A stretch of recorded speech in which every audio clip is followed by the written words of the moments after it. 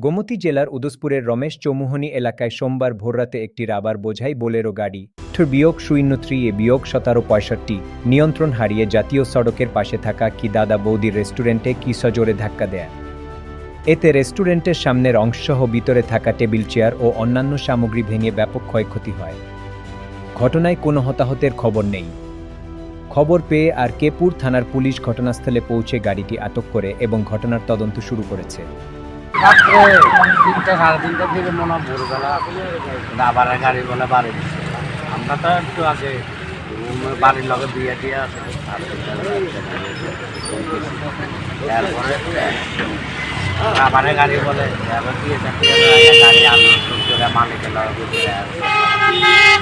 কে কইছে মালিক লোক হ্যাঁ কে কইছে মালিক কার কোন মালিকের সাথে কথা দেখা করতে শান্তি বাজারে বলে মালিক রাবার গাড়ির মালিক। আপনার কি দোকান ছিল এটা?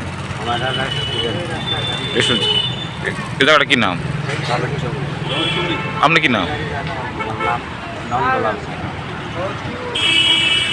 এখন পুলিশ কি গাড়িটা আটক করছে নাকি পুলিশ?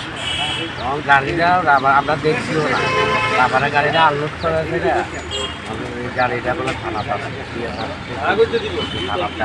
মালিক। কি ক্ষয়ক্ষতি কি হয়েছে তোমার? আমার তো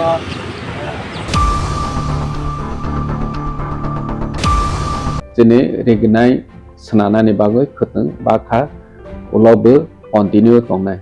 Bai kene jene health sector jene limited